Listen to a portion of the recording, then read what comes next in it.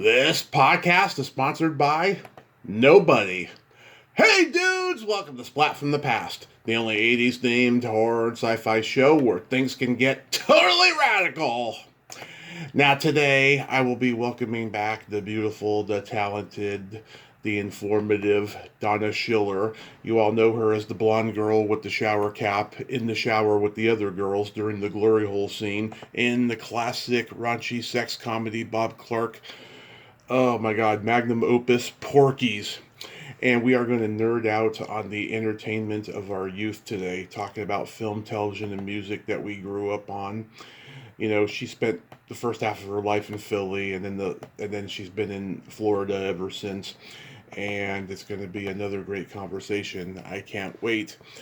You know, she's been like an ambassador for the Porky's fans. You know, she loves celebrating the movie, and she's encouraged a lot of people, you know, to keep the movie's memory alive and so forth. I just love and admire her so much. She is such a good person. I can't wait for this conversation. I'm a happy guy because my dad's coming to visit soon, and I haven't seen him in 8 years in person, but we talk on the phone every other week.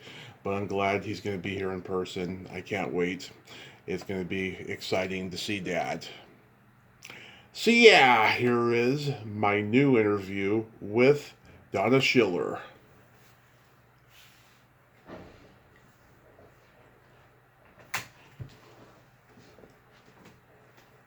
Hello. Hey, Donna, welcome back. How are you today? Good, Tommy. How are you doing? I am fantastic. I am just so blessed. I'm doing a little bit of toe wiggling right now. Very good. Me too. Awesome. Awesome. So, going back in time, do you remember the first movie that impacted you as a child? Wow. When I was a child, you know, it sounds weird, but The Blob is I mean, just one of the first. You know, my dad liked horror movies and different things, Yeah. and as a very young child, I remember seeing The Blob and how it just rolled over and ate everybody up. It's Steve McQueen. Right? Yep. Yeah. Wow, that's awesome.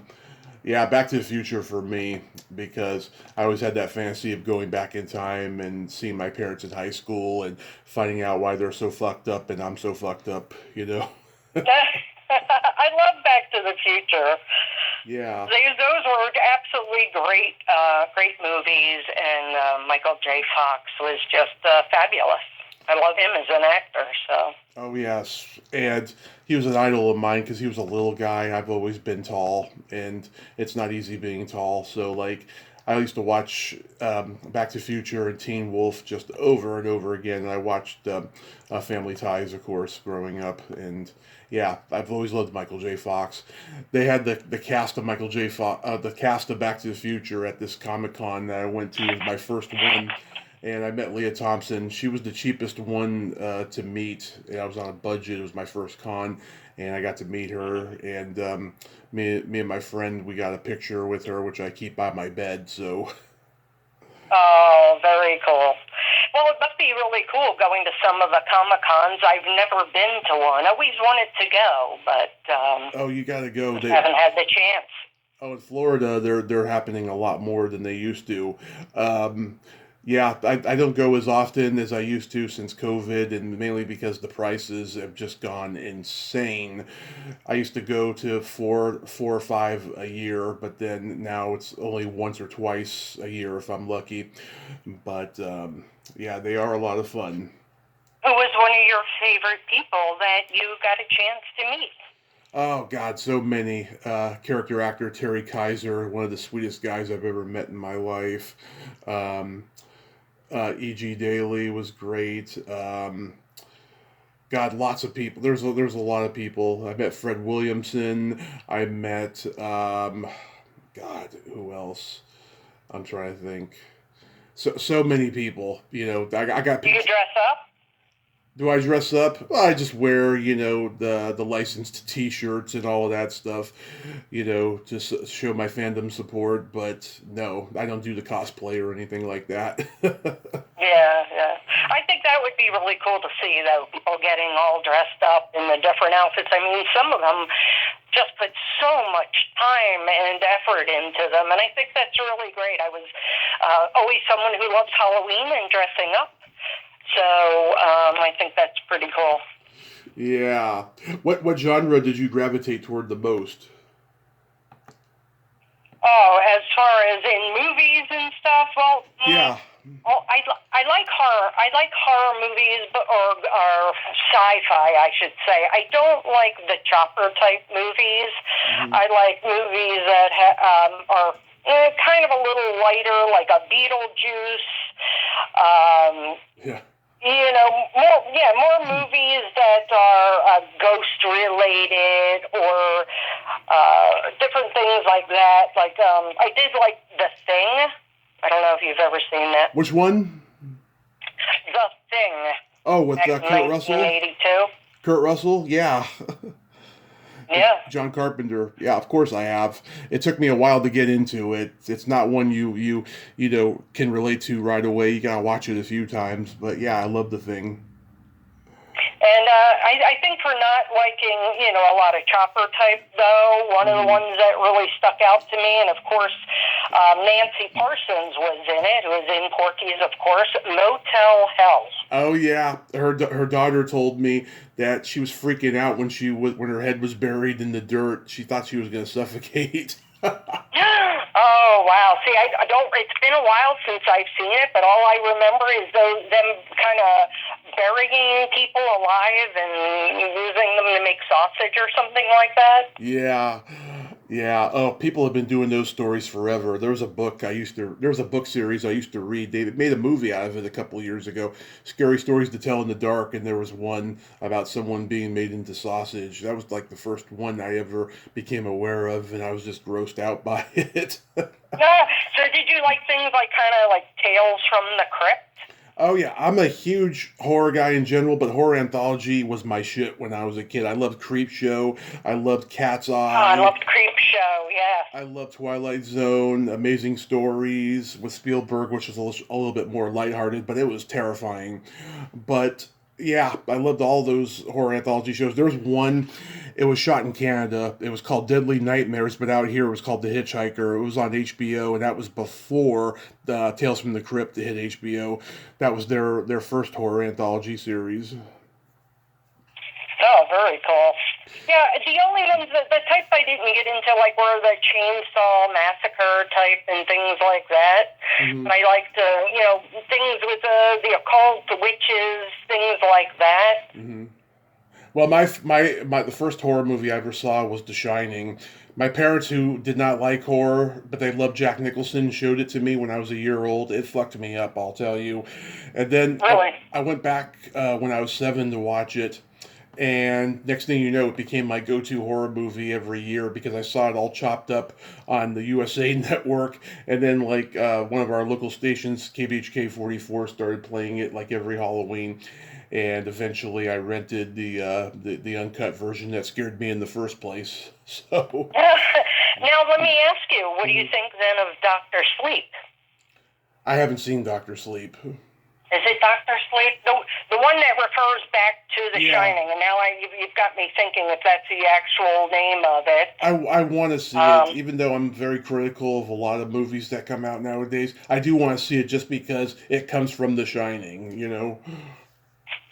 Really? I can't believe you have not seen that. There's a lot of movies I haven't seen in the last decade, I'll tell you. Yeah. I have watched it so many times. Rebecca Ferguson is so good in that movie. And Ewan McGregor. You really, really should watch that. I thought it was great. I have watched it so many times. Okay. I'm sure you remember when the groundbreaking horror movies came out, Night of the Living Dead, The Exorcist, Texas Chainsaw Massacre, Halloween.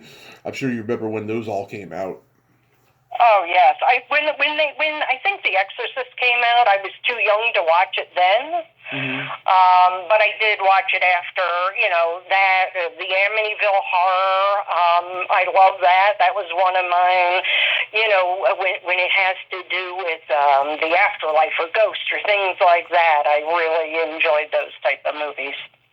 Yeah, I mean, I personally love the slasher movies. When I first saw the first Friday the 13th, I mean, that did it for me. Had a huge crush on Adrienne King, and I've had her on the podcast twice. I'm working on getting her a third time to nerd out with me like we're doing now and stuff. Oh, excellent. Yeah. I also love And I think I saw the other day you have done over 2,000 podcasts. 2,200. Wow. Almost Wow, coming up. that is terrific. Coming up, 2,200. Yeah. And I loved comedy, of course. I love Mel Brooks and Neil Simon and Woody Allen and Blake Edwards movies like The Pink Panther, all the old comedy teams, Three Stooges, Martin and Lewis, Marx Brothers, Laurel and Hardy. I got into Abbott and Costello a little later. My dad was always trying to get me into them when I was a kid, but I was so comedy teamed out by the other ones that I was into. But I gave him a chance later and stuff. What did you like as far as comedy goes? Oh, geez, back then, I was kind of bubblegum, you know what I mean? Like Valley Girl, Mannequin, you know what I mean? Things like that. Of course, all the Pretty in Pink types. Weird Science, loved Weird Science. That was the first movie. Goonies. That was the first movie I ever saw at the drive-in. Was Weird Science. Really? I was too. Yeah, I kind of remember it. Wow, I loved Weird Science. There were so many. And then, of course, I liked dance movies, like Footloose, things like that. I like a little bit of everything. As far as, how about a sports movie? What would your favorite sports movie be? I'm a little biased because my mom's childhood friend is in this movie, Major League. Oh, yes. Very cool. Dennis Haysbert, the voodoo guy on the team. Yeah, him and my mom knew each other from kindergarten till senior year in high school. And I have a picture with him when I was 5 on my Facebook page. He had just come back from filming that movie. Oh, very cool. Mine was always Field of Dreams. I'm not a big sports person. I don't really watch a lot of sports on TV. But I remember being up at, 1 o'clock in the morning watching this movie, and it just really intrigued me. Mm-hmm. So it's become, I would say, as far as involving sports, it would be my favorite. Yeah. And of course, I like football movies like The Longest Yard. That's one of the best ever. Yeah, definitely. What's it, North Dallas 40? Mm-hmm. Yeah. Yeah. Yeah, by the late 80s, the major movie studios, they recognized that baseball was America's pastime, so they started making baseball movies. They had Bull Durham and 8 Men Out and, lots of stuff, stuff that we just mentioned. But then there's football, there's football movies, and stuff. And then basketball was a thing for a while in the early 90s, but they stopped making those ones pretty quick because they didn't do as well as the football and baseball movies. There was White Men Can't Jump and Blue Chips and The Air Up There and stuff like that. And one of the other movies, when you're asking, when I grew up, something that I remember from my youth. Yeah. The movie Ben with the rats. Oh, the movie, Willard. Ben. And Willard. Remember Yes, that? Willard, right. Yes. I don't remember a lot. I haven't seen it in a really long time, but I remember that also being one of those kind of horror movies that I would see when I was young, because my dad would watch them. So I never really got scared as a kid watching those type of films. Which is the other one?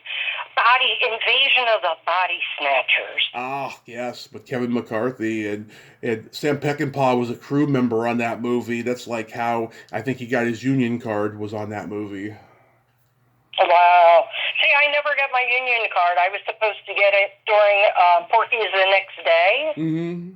And Bob Clark was going to give me a line in that movie, but the problem was where the first Porky's was a lot of night shoots for me, so I was working in a family business during the day. Right. And when it came to Porky's the next day, it was a lot of day shoots, and a lot of it I was kind of just, extra background and just waiting, and I finally had to get back to work, unfortunately, so I really couldn't finish up and get my line, so.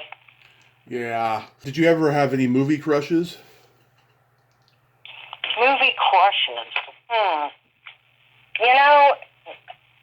Not really. I guess when I was a little younger, Travolta. Yeah. Oh gosh. Not really a lot of crushes in movies or sports or anything like that.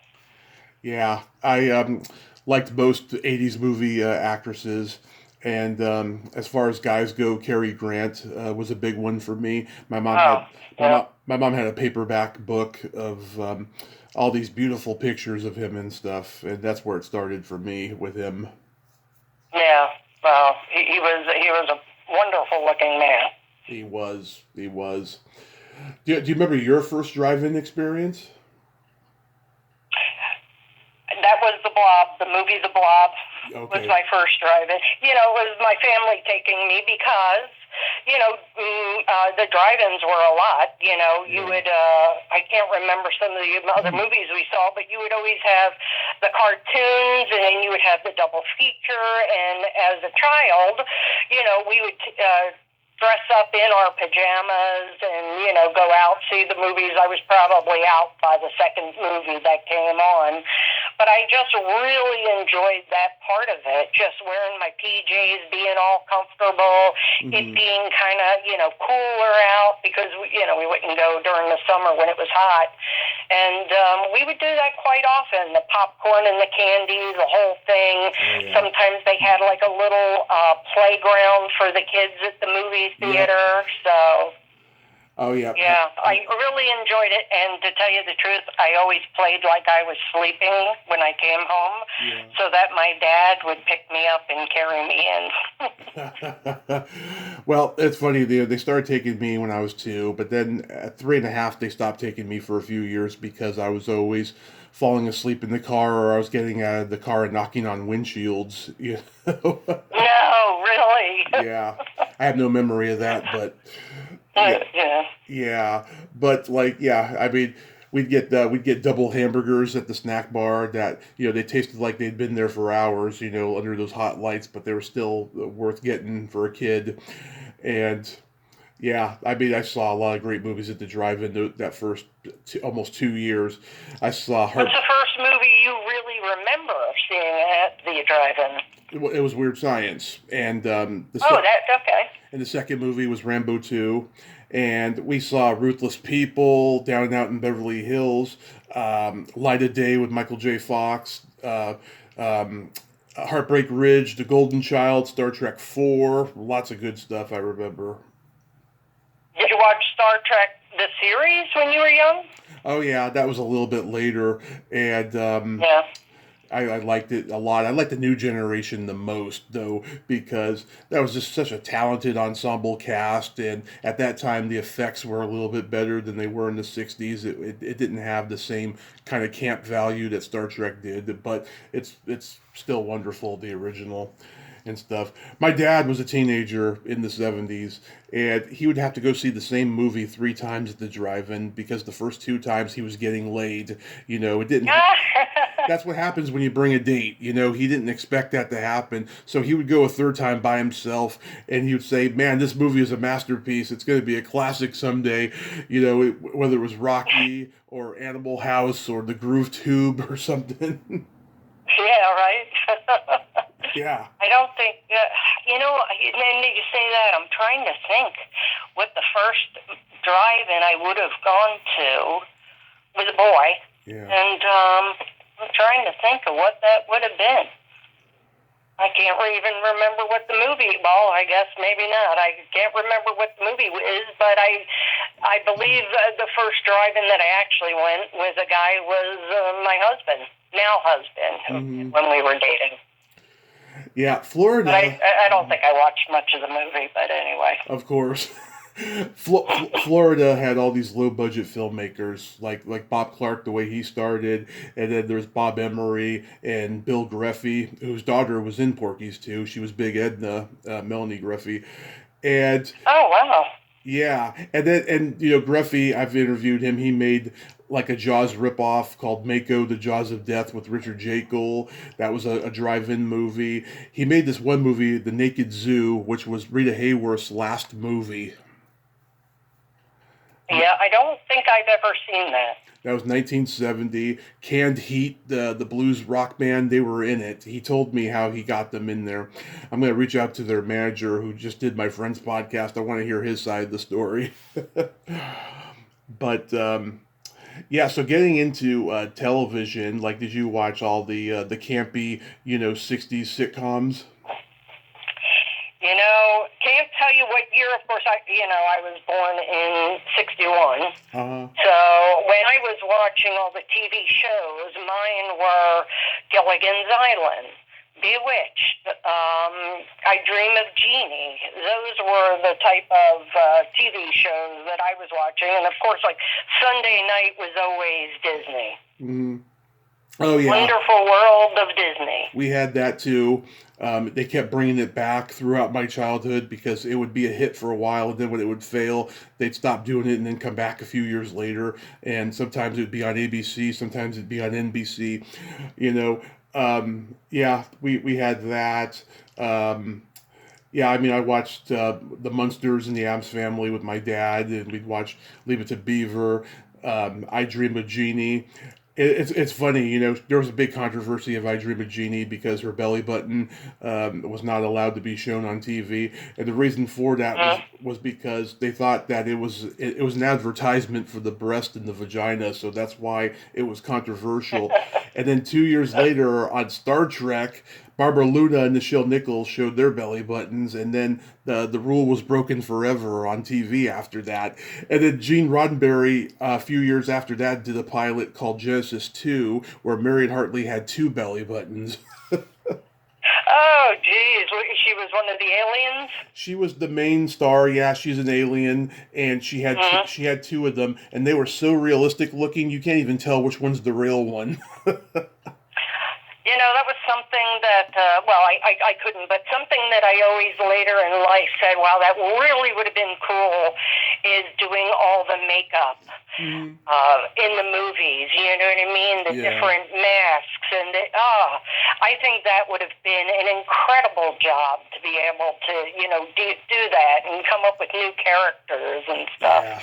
Oh, yeah, Rick Baker and Tom Savini and those guys, they were influenced by Dick Smith and the Westmores who came before them.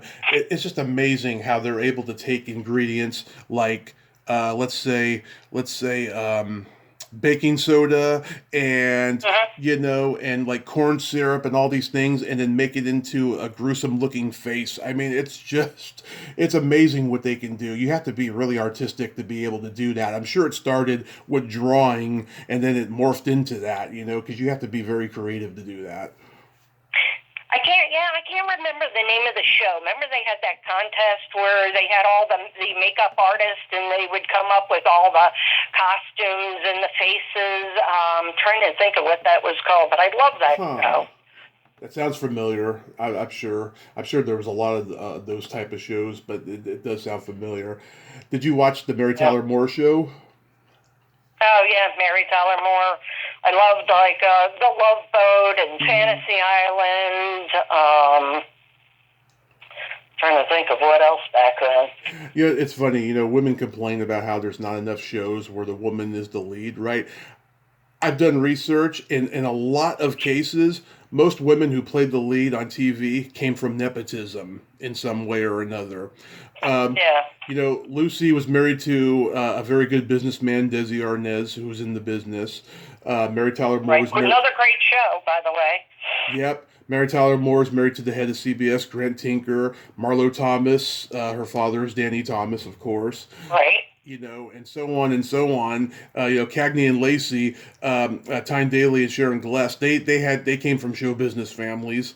It's just it's a very interesting thing. When you go behind the veil of the curtain. Yeah, yeah, yeah. And with the line, sometimes it's not what you know, it's who you know. But you're right, and that still happens today, right? Yeah, exactly. That's why sometimes it's really hard to break into the business and stuff like that unless you know somebody or somebody's aunt, cousin, friend, daughter, whatever. Right. Did you watch Batman? Oh, yeah, I did. I liked Batman. I loved Batman. It's strange, too. Every now and then, you're seeing Robin, not Adam West, that was Batman, but do all the commercials for the dog food, the original Robin. Right. Mm-hmm. Yeah, I've interviewed Burt Ward. Oh, my God, that was crazy. Burt Ward, thank you. It was during the pandemic. Oh, my God. So he's 75 years old. He was 75 at the time I interviewed him, right? And he still sounds like he did when he was 20. And so his publicist set up for me to talk to him on Wednesday, and he flew off the handle angry because he's done this to him before. He said that he can't do interviews on Wednesday. He told me the reason why, which I won't repeat, but it brought a tear to my eye. It was very sweet. And so he said, I got some time tomorrow, and I was like, okay, we'll do it tomorrow. It's stuff. But he was so angry at his publicist. He sounded like he did when he was 20. I was expecting him to say something like, "I'm not going to be a pawn in your game, Joker," or something. I loved Batman back then. It was one of the shows, because I had a brother, so, he was into a lot of that Batman and stuff, so. Yeah, I love the Monkees. Love the Monkees. I guess when you ask, is there anybody I had a crush on? And then you think of it. Yeah. The Partridge Family. Yep, the Partridge Family. The Monkees. Of course, as a kid, those were some of my crushes as a young, I guess a child back then, Yeah, did you know that the Cowsills were supposed to be the Partridge Family? Oh, no, I didn't. Yeah, they wanted to do a show centered around the Cowsills. They didn't want to live in L.A. full time, and ironically, they ended up moving there not too long after that. And so they just said, okay, we're going to make up a musical family. Shirley Jones, she brought in David, and, because it's her stepson, and they were off to the races with that. Yeah, I watch that. I didn't miss that every week, Mm-hmm. So growing up in Florida, I'm sure you... Oh, and the Brady Bunch, by the way. Brady Bunch was one. Huge Brady Bunch fan. I've seen literally every episode 100 times since I was a kid. I love it. I never get tired of it. I'm sure growing up in Florida, you loved Flipper and Gentle Ben. I never watched Gentle Ben. Really? Flipper, yes. Yeah, I never saw a Gentle Ben episode till YouTube because it wasn't syndicated when I was a kid, but Flipper was. It was a huge show. And I interviewed Rico Browning, the creator. He was the creature from the Black Lagoon underwater in the 50s. And I met him at a con in 2018, or it was a festival. It was a horror festival, and then I interviewed him for 20 minutes back in 2020. I would have gone longer, but his stepson was, his son-in-law was assisting him because he was, forgetting things by that point. He was a very nice man, though. He lived a very eclectic life, and I found out later, and I didn't know this, or maybe I saw it on IMDb, but for the interest of time, I decided not to ask. He was the second unit director and directed a scene or two in the Dom DeLuise and Jerry Reed comedy movie Hot Stuff. Do you remember that movie? I don't remember it a lot. I do remember Dom DeLuise. Mm-hmm. But I just don't remember a lot about the movie. I'm sure I've seen it. That was 1979. It was shot in Florida. It's one of the funniest comedies ever. It's on YouTube. And, yeah, I wish I had been able to ask him about that, but I didn't. Now, Caddyshack was filmed in Florida. My parents happened to live in Rolling Hills, where Caddyshack was filmed. So I actually spent the day there while they were filming a few of the scenes on the golf course. Right. And when I got married there in the clubhouse where they shot those scenes. Yeah, we talked about that one too. He directed Second Unit on when Rodney's on the boat, and him and Ted Knight have that little boat race and stuff. Yeah, he did work on that too, and we talked about that. Yeah, I love Caddyshack, one of the funniest comedies ever. How funny! It was a really, really good movie. I liked it, and it was all improvised too, and it didn't turn out the way it was scripted. It was a serious drama that evolved into a comedy once they got Chevy Chase and Bill Murray and Rodney in there. Yeah, really, I didn't realize that it was supposed to be a drama. Yeah. It was supposed to be about the plight of teenage caddies, like Michael O'Keefe and Columby and Cindy Morgan. They were the stars of the movie, but then, the comedy stars, basically eclipsed them, as filming progressed. Yeah, it's very interesting how that worked out. Did you watch variety shows like Laugh-In growing up? Loved Laugh-In. Absolutely loved Laugh-In. Yeah, I was watching it, and like when I was a kid, and it was like half hour each episode. They cut down on Nick at Night. I've been watching like full length episodes on Tubi. Oh my God, it is slow when it's a full hour, but it still holds up. It's really funny still. Does it? I mean, I always loved Goldie Hawn. And, that was like one of the people when they say, oh, who do you kind of resemble or look like? When I was younger, with the blonde hair, that's what people would say, a Goldie Hawn-ish. You know what I mean? And I even watched her movie way back called, I just had it on the tip of my tongue. Butterflies Are Free? Oh, yes. Yeah, I just love laughing. Yeah, you did look like Goldie. I do have to say, you're very petite and waif-like she is. Was that's a good way to put it. I remember I was watching this one episode of Laugh-In. Peter Sellers was on there. Him and Artie Johnson are doing the German soldier thing that he used to do. Very interesting, but stupid. Very interesting. Yeah, they're doing that. I always love the little dances, too, those little short little go-go dances. I guess, I was younger then, but I loved to dance, and I just used to admire that kind of sexy little dance, Yeah, they're like doing that, and they're just trying so hard not to laugh, but then they do break character and laugh. It was really funny. Yep, exactly. How about Dark Shadows? Yes, I actually like Dark Shadows also. I didn't get to see a lot, but I did get to see some of those. I like vampire movies. Yeah, me too. Things like that. I love vampire movies. The Lost Boys, Fright Night. Lost Boys was excellent. Vamp. God, lots of good ones from Dusk Till Dawn, which rips off Vamp. Yeah, Dark Shadows, I didn't even know about it until Tim Burton did the movie reboot. And then I found out that not only there was one in the 60s, but there was also one in the early 90s that didn't last. I was like, wow, Dark Shadows has always been a thing, and I just wasn't aware of it. And then I've interviewed some horror movie actors that told me that was their early love for horror, was Dark Shadows. Yeah. Wasn't it kind of like like a drama? Like it was more of a weekly show, wasn't it? Dark Shadows. Yeah, it was like a soap opera type of a like a soap opera. That's what I was looking for. Exactly. A gothic horror soap opera is what they called it. And like you say, when you say like the Addams Family, I always loved the Addams Family. And did you get a chance to see the newer show Wednesday? Oh, I've been meaning to watch that, but I'm always forgetting. I'm going to watch it eventually.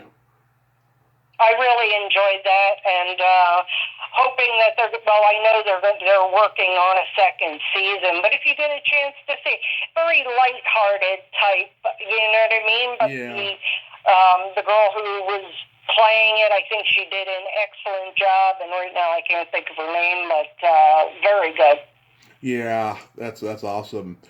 So Dr. Sleep, don't forget, you have to, I can't believe you love horrors and you have not seen Dr. Sleep.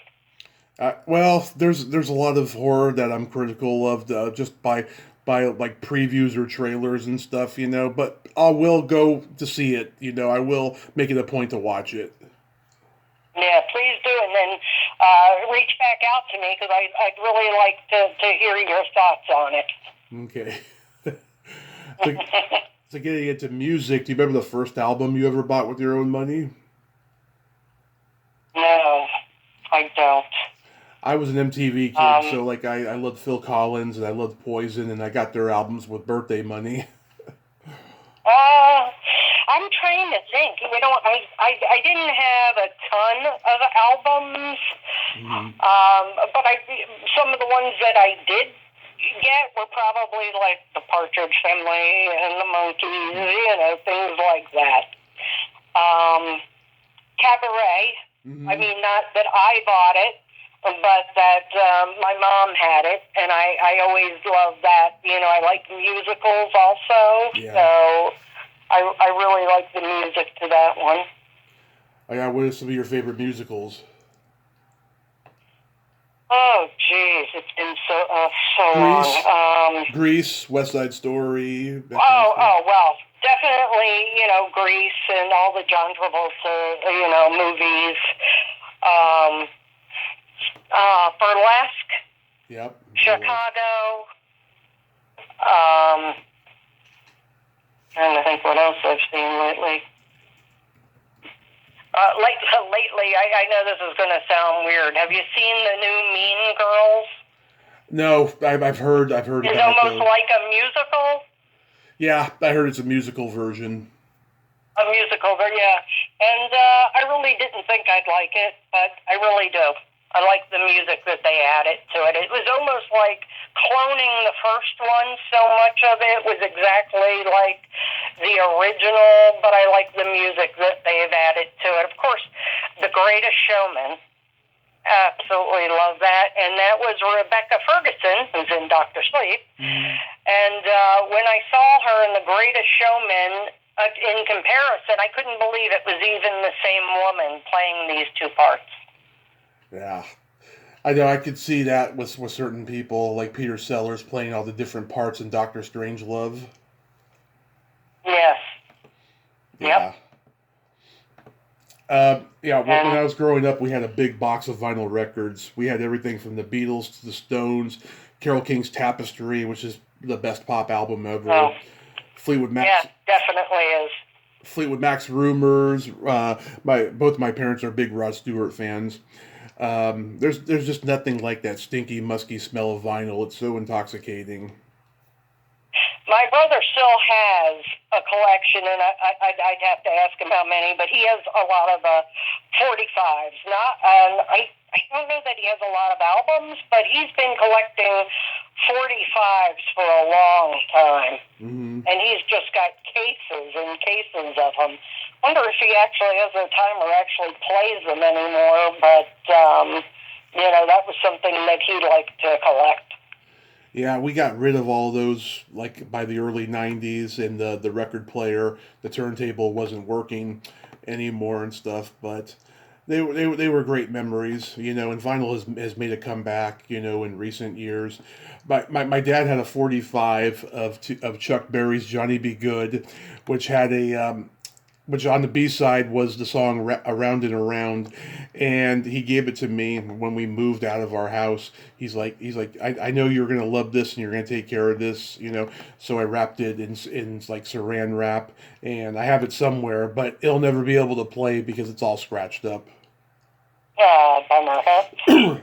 Well, that's the nature of vinyl records, there's a lot of records that will never play, but they're collector's items, Yeah, now even with the CDs, you know what I mean? Mostly everybody is going to download the music now. You don't even have to worry about scratching up the CDs. And I think, as you know, or I had told you before, one of the fans of Porky's from England, his name's Tommy Young, and he had contacted me at one point and asked me to sign a photo for him. And I sent him a photo and a book that I had. You know, I signed a few different things. I don't get a lot of people wanting me to autograph things, so I got excited. Oh, somebody knows who I am. So anyway, I sent that to him, and just talking to him over the years, he was in a band called the Gasoline Bandits, and asked me if I would be willing to do a duet with him on that CD, and I told him only if you want to scare your pets because I can't sing. But we actually did manage to do it. I had a studio here where I sung my parts, and he did his over in England, and they got everything mashed together and actually put it out on a CD. So that was kind of exciting to have a CD with my name on it and my photo in it and stuff like that. So that was pretty exciting. Other than of course being on the screen and watching yourself on the screen for the first time. So, except for the fact that my mother was there, and I was naked. So Do you remember your first concert? My first concert. I'm trying to remember what my first concert was. I don't really remember. Ones that I liked were like Aerosmith and stuff like that. But gosh, that's a question, right? What was my first concert? I've seen Aerosmith live. To tell you the truth, it might have been come on. Casey and the Sunshine Band. Oh yeah, they're Florida guys. Yes, and I saw them multiple times. In fact, the last time I saw them was probably about 10 years ago in Ocala, Florida. We had a state park here that you paid one price, and they would have all these bands come in, the real guys, and he was one of them. And when he got up there, it was so funny because he stood up there and he had gained some weight, being older, and he said, well, they've changed my name now to KFC and the Sunshine Band. But it was pretty cool seeing him because I probably have been to maybe I'd say 5 of his concerts back in South Florida. Yeah. I don't know too many of the Florida concert venues. Yeah, this one they don't do, and like I said, it was an outdoor venue, which was really cool because you brought your own chairs. You could walk right up to the stage. There wasn't even a long line. You could walk right up, take photos, and it was really cool. But of course, then they sold it to the state and made it a regular park, and they don't have all that they used to. But it was pretty cool here. Where I'm at, the part of Florida, we don't really get a lot of big entertainers. We just don't have those type of venues here. Yeah. You have to go to Tampa. You have to go to Orlando. I know. There's stand-up comedians that have been arrested in Florida for vulgarity and stuff. They take it seriously over there. Yeah. I don't know who got arrested for saying what. I want to go see a show. I think Lenny Bruce back in the day, and I know Andrew Dice Clay had like a brief issue where he was like reprimanded by the local police for being vulgar on stage back in the 90s or something like that. Yeah, I actually met him. They were doing a filming of, I think it was called Spring Break in Fort Lauderdale. I wasn't in the movie, but I was there when they were filming. No, Private Resort. Oh, yeah, Private Resort. Private Resort, Johnny Depp, Rob Morrow, Hector Elizondo, Leslie Easterbrook, Lisa London, who I've interviewed. And Andrew Dice Clay is in it. He's like the manager of the health club who like wants to be cool with Depp and Morrow, and they don't like him because he's so cocky. Yeah, right. Yep. He was a nice guy, though. Meeting him in person, it was only a very short conversation because there were so many people there. But yeah. Oh yeah, he's a very nice guy. I've been told when he's not in that persona. Yeah, I mean a lot of that persona is him because he is a Brooklyn guy, you know. But like, yeah, I've heard he's quite a gentleman. Yeah, Yeah. I saw the Monkees at Candlestick Park when I was 14. There was only three of them. They drove off the field in a Cadillac with the top down. Oh, I had such a Candlestick Park. Wow. yeah, Davey lived in San Francisco. I knew people who knew him and stuff. Always had a crush on Davey when I was a kid. Um, Yep. Step, Yep. I know where you're coming from on that one. Me too. yep, I saw Steppenwolf at the county fair, and John Kay was the only original member. He's the lead singer. He's so charismatic and funny. It didn't matter to me, but like all the 40 and 50-year-olds that were there, they had this look of like the magic is gone, you know. No. And I saw uh, And I saw Alice Cooper. That was my first like real like legit big concert. Yeah, he's a showman. Oh my god, he's just very theatrical, and he gets killed at the end of every show. One of the radio stations back when I was down there in South Florida working had, where they were giving tickets away, and they had, Casey and the Sunshine Band, and they had a bunch of Buster Poindexter, and there was a bunch of bands. It was, each of them only did a couple songs each, and you had to send in to win tickets to, Y100 back then. And I would be at my work, and I would be filling out and faxing them things like a picture of a watch saying, hey, isn't it time to give us tickets? Because if you won for your entire office. Well, I think I wound up sending like 25 different faxes, and even my boss came over and he goes, hey, what are you doing? Are you working? And I go, no, I'm trying to win us tickets. And he goes, okay, good job. Keep it up. Win us tickets. And I wound up, they finally called me up and said, listen, Donna, you got to stop. Our fax machine's going crazy here. You got the tickets. Yeah. So it was pretty cool. We got to see, all these acts that were there back then, just for me being annoying. So that was pretty cool. I love it. Yeah, I think Cyndi Lauper, she was there, and I always liked Cyndi Lauper. So while we were watching, we had some tequila before we went in, and I got all the girls. We were up in the balcony, and I convinced the girls to all take our bras off and throw them down into the audience. And at one point, the host for Y100 gets up and he's holding my bra up. Yeah. And he's swinging it around, and he goes, look, I got a bra. I think this is Cyndi Lauper's. And I had to call him the next day to go, no, that was mine. Oh, that was pretty funny. I'm a breast man, so I wish I was there. It was pretty cool. I probably got another, 3 or 4 girls to do it with me, so that was cool.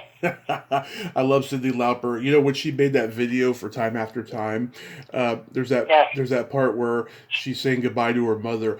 Those tears that they had, she said, were real tears because she grew up. They were poor when she was growing up. They had literally nothing, and then here they were in a music video, and it's just like they got really emotional and overwhelmed in the scene. To pull the scene off. Just like it's like, Mom, we made it. And stuff like that. It was just a really sweet story. I teared up when I heard that. She puts on a beautiful concert. Years later, I had won tickets again just to her concert, and it was in Boca Raton, Florida. And I had, seats pretty close up front. She comes out in her high heels and all the big hair and all that stuff. Yeah. And within seconds, she goes, oh, forget this shit. And she kicks off her shoes and does the rest barefoot and walks down and walks into the crowd and everything. And just very enjoyable, and it was cool. Just a little bit more down to earth, than you would just expect, I guess. Did you know? Cool. Did you know that when she recorded "She Bop," she masturbated? What? Yeah, there on the song "She Bop," when she's doing that weird sound that and stuff. She was masturbating during it. No. Yeah, she has said it in many interviews over the years. Oh my gosh! I never heard that. Yeah. It just makes me laugh at that sound and stuff to know that she was rubbing one out. It's just hilarious to me. Oh, gee, now I'm gonna have to listen to that song. See if I can pick that up. Yeah, because that's what the song's about. It's about Mhm. masturbating. Do you remember your first makeout song? No. Mine was Janet Jackson's "Love Will Never Do Without You," and it was just so sensuous and beautiful. I was 12 at the time, so. I love Janet Jackson's music. Like I said, I love to dance, so I really, really liked, the '80s dance music and stuff like that. And I used to call it, the bubblegum type music. You know what I mean? Yeah. The type of stuff that I listened to, the boy bands and all that. Did you have any comedy records growing up? Comedy. You know. Oh gosh, and his head just went out of my mind. See, this is what happens when we get older. George Carlin? Richard Pryor? George Carlin, thank you for reading my mind.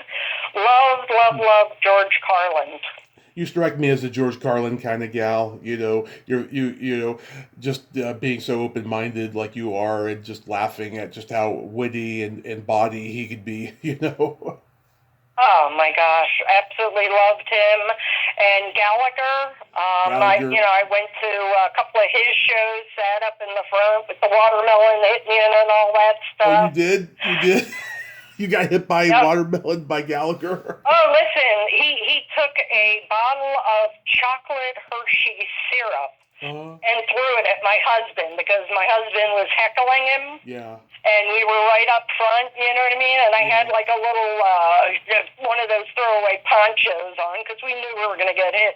But my husband said something to him and he turned around and threw that Hershey bottle right at him and the chocolate syrup went flying across all the people that were sitting by us.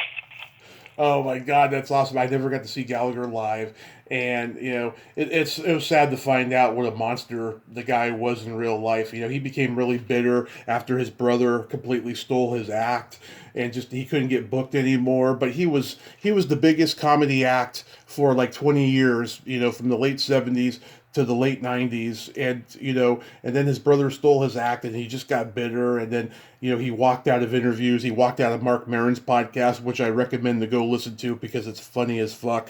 For 15 minutes, everything's okay, despite the fact that he's talking down to Maron, and Maron's just playing it cool. But then once he starts asking him why he started getting racist on stage, then a fight broke out for another 15 minutes, and then finally he gave up and walked out. I never heard that story. I didn't realize his brother stole that or anything. I just, I went, like I said, I went to see him a couple times, and, I enjoyed the show, so. Yeah, oh God. I have to read up on that. I rented all his Showtime specials when I was a kid. Like, I loved them, and I always wanted to see him live, but sadly I never got to. Would have been great it would have been great if he played our county fair and stuff, because he used to play county fairs a lot. I liked Richard Pryor too. Never got to see one of his shows, in person. Oh God, I'm trying to think. Who's the guy that does all the insults? Did all the insults? Don Rickles. Don Rickles. I got to see him in Las Vegas. You're so lucky. Yeah, my dad had a chance to go see him like maybe a year or two before before Rickles passed, but he never got to. Oh no, I'm sorry, not Las Vegas, in Washington State where my dad lives. He had a chance to go see him at the casino over there. I've always been a huge Cheech and Chong fan. I got to interview Tommy Chong a couple years ago, and for 1 week I was considered cool by everybody who grew up with me in my hometown. Oh my gosh, that must have been so cool. It was. I mean, I only got maybe 4 or 5 questions out of the whole thing, because he tells long stories and he takes you down rabbit holes and stuff. But it was cool. I'm still walking on air of that. I still can't believe it happened. Same thing with Ed Asner the year before. Ed Asner was a little bit tougher, though, but I got to him eventually once I started asking him about the Screen Actors Guild and how, they weren't, paying people's medical expenses. And I talked about his autistic son and everything. Then I had Mr. Asner. But yeah, Tommy Chong was great. And we had Lily Tomlin's This Is a Recording. That's a great album. Oh, wow. She was funny. Oh, she still is. Funny. She still is. She gave a lecture one time at my high school auditorium. I can't remember why I didn't go, but I should have. I know she was doing a little meet and greet at the end. Yeah. Yeah, there were those and stuff. And then there were the guys who were doing the political stuff. There was David Fry doing Nixon. There was Von Meter who did Kennedy. And he was like one of the first canceled comedians because after Kennedy got assassinated, he got into a lot of trouble. He couldn't do that act anymore. Yeah. Yeah. There was the National Lampoon's Family Dinner Hour. Did you ever listen to that? No, never heard that. Oh, God. Okay, Tony Hendra, who's a British comedian, he was a National Lampoon guy. He did a song called Magical Misery Tour where he's doing John Lennon, and he's saying all these quotes that John Lennon said from that Playboy interview that he did around 1970, where he was pissed off about talking about the Beatles and he was mad at Mick Jagger and all this stuff. It is hilarious. Melissa Manchester plays piano on it because I think she was dating somebody at National Lampoon at that time. I'm trying to get her on the show to talk about it, and it is so hilarious. And John Lennon was in Scream therapy, so he just starts raging and screaming in the last 2 minutes of the song. It's really funny if you go on YouTube and listen to it. I gotta write it down. Hold on, National Lampoon. And what was it called? Which one? Magical Misery Tour. Okay, gotcha. It's funny. It is so funny. Make sure the kids are not around. Right, exactly. So I'm hoping to God I get an interview with Khaki Hunter eventually, because it's the 40th anniversary of Just the Way You Are, and that's one of my favorite romantic comedies. She's so great as Christy McNichol's sidekick in that. I've been, sending DMs and emails, since I started the podcast, but hopefully I'll get to interview her and stuff. I collect VHS tapes. I have like a whole video library of VHS tapes in my bedroom. I'm trying to get the Porky's trilogy at a reasonable price because I only have them on DVD, unfortunately. I used to have them on VHS, and I don't think I ever had the trilogy, but I had started collecting the DVDs because even on the original Porky's, it came out with different covers. Right. You know what I mean? There were probably 5 or 6 different ones, so I got to the point where I just cut all the covers off and put them in a book of mine that I have with a lot of the articles that had come out and stuff like that. Yeah, so Greg Gilbert, he showed me the interview you two did, and you were like showing your Porky's merchandise. I was like, that is so friggin' cool. You got all that. Yeah. You see, the coolest thing that I had found is actually someone makes these with all the different movies, but it's a really cheap little pinball machine, with the little, you just kind of flip the button and the ball goes up, and it has us girls from the shower scene and the guys looking in, and I think that was one of the coolest things that I found on memorabilia. Even now I look, and right now I think there's a new coffee mug that someone put together with different pictures of Porky's. But yeah, I had people sending me stuff. I did all the clippings, and the strangest thing is the first picture that came out that I saw was in Playboy magazine, and they cut my picture out. They only had the 4 girls in there. And I kept telling everybody, but I'm standing right there, and they go, sure, we believe you. Yeah. So until it came out in Us magazine or something, it was just the 4, and we were supposed to, from what I heard, is they were going to do a big spread in Playboy of the girls in the shower scene, and one of the girls didn't want to do it, so they wound up never doing that. But that would have been pretty cool. That would have been really cool. Yeah. Yeah, I would have been up for that. Oh, I know you seem like you'd be down for anything. Yep, exactly. Oh my God! We lost Tony Gagnos recently. Oh my gosh, what a shame. He was supposed to do one of the, I don't know, Comic-Con, but it was like one of the shows like that Right. that he was actually scheduled to do, and he had been feeling sick and didn't really say much about it. And by the time he went in, he had an infection in his spine. And then I believe while they were working on him or something, he actually had a heart attack. Oh, that's so awful. Yeah, I love that movie, The Wanderers, that he was in '79. Oh, yes. Yeah, I interviewed this actor who was in it, Bruce Nozick, and I think he was in acting class with Tony in New York in those days, and they were pretty good friends. But yeah, that's sad. Yeah. That's very sad. So how many are dead? I mean, we've lost quite a few people that had been in the movie. Everybody getting older. Rod Ball, not that many years ago, a couple of years ago, also.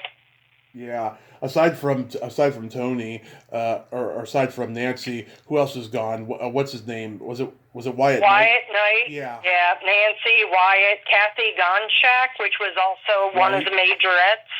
She was one of the first people I actually met during when we first went on the interview for the movie. And in a lot of the scenes, it's funny because we're always seen together at the end, in the gym, in the shower. And after about 30-something years, we finally reconnected and wound up living basically in the same town, gotten to see each other once or twice, you know what I mean? And the last time we saw each other, we were signing a photo of the shower scene for someone she knew, and I think within a month or two, she had died after I saw her. So yeah. I think I told you this last time. The guy who played the zombie in part 2, I reached out to him, and then I found out he just died. He's like one of 3 people I've had that experience with. I was just so devastated. I wanted to interview that zombie because my dad to this day still does the woogie boogie every time. Right. That was Rod Ball. Rod Ball. And the weird thing is, I know a lot of, we didn't have phones back then when we filmed this and stuff, so most people didn't really keep in contact. I mean, I lived almost an hour away where we were filming in Miami. I was in Fort Lauderdale, so it wasn't like, we kept in contact with a lot of people, but I think maybe for the 25th anniversary or something in Fort Lauderdale, they had a movie night where they were going to do Porky's, and they had some of the people that had been involved in different parts of it. Not a lot of the stars, but Rod was there, and myself. And we got to talk and stuff like that, and then it wasn't that many years later that we lost him. So, but it was good just to reconnect, Yeah. The Indian, Joseph Running Fox, who was in 2, I've been trying to make the connection with him. He was in a couple movies I liked. He was in this movie with Chevy Chase and Goldie Hawn called Seems Like Old Times that I love. She's a lawyer, and she gives jobs to her clients, that are in trouble and stuff. And she has 2 Indian clients, him and this guy Ray Tracy, who played the lead in a Western called Joe Panther. They're both helping out with her party at home and stuff. I hope to get one of them or both of them on in the future. But yeah, I mean the Porky's, the whole franchise. I still love it. A few months out, I think about a month or 2 after you and I talked the first time, I had Porky's daughter in the 3rd one, Wendy Fine, on. Oh, wow, how cool. She's interesting, very interesting. She's like a hardcore vegan now and stuff, and she's got a great sense of humor. And just like you, she doesn't regret doing this, doing the Porky thing at all. She loves it. She loves being a part of it. Yeah, yeah. Like I said, that was my first interview, movie and everything like that. So, and who knew back then, it would become something. Like I said, when I went to do the second movie was actually the first time that I actually got to see that photo from the shower scene when I, went on set. And there they had it, hanging there, and they made me a copy and stuff like that. The only thing I didn't get to see is I bought body paints, and me and two of the girls, we wrote Porkies on our rear ends, and we mooned Bob Clark. And I know somebody got photos. It was a closed set. There weren't a lot of people there that day, but I never really got to see that. So. Would have been cool to actually see if they actually kept a copy of that. I love it. So are you barefoot? Hey, if you're running around doing a shower scene wearing a robe, you got to moon somebody, so you might as well write Porkies across your ass cheeks. Exactly. So now that you're toe wiggling, are you barefoot now? Yeah, I'm always barefoot. Yeah, same here. I haven't worn hate shoes. I haven't worn socks in like a decade. Are your feet pretty? I would say I think they are. Yeah. I have orange toenails right now. Oh yeah? Yep. They're very taken care of. Mine are pink. I need to change the color soon. Yeah, how about blue or green? Let's get something different in there. I like bright colors. When I do my toes, I like to be able to see them, So I like something that really stands out, something real bright. Maybe I'll do orange for October. Oh, there you go. Yeah, that's what I have. I have the orange right now, and I love it. Oh, you should send me a picture. If you're comfortable doing it. Yeah. I got a couple jokes for you. Okay. What kind of meat does a priest eat on Friday? I don't know. None. No. Okay. Very good. You know the difference between tofu and a dildo? No. They are meat substitutes. Oh. And here's one that I wrote. How do you finger a virgin? I don't know. Very gently. There you go. Donna, thank you for nerding out with me today. You're so much fun. Thank you so much for nerding out with me today. And I hope you have a great rest of your day. Be safe out there. And I'll talk to you again. Hey, Tommy, thank you. And everybody out there, tune in for Splat from the Past. Tommy, really appreciate it. Have a wonderful day. Thank you so much for the plug. Okay. You got it. Bye. Bye-bye. Well, there you have it. Donna Schiller. Ain't she a sweetheart? Oh my God, I love her so much. I'm so glad that we got to nerd out today and go down all these rabbit holes of pop culture and go watch the Porky's movies. She was a knockout. I think she's still a knockout, but even then, oh my God, she did look like Goldie Hawn. She really did. Well, until next time, this is Tommy Throwback Kovac saying there's no shame in living in the past because the present sucks. Later, dudes.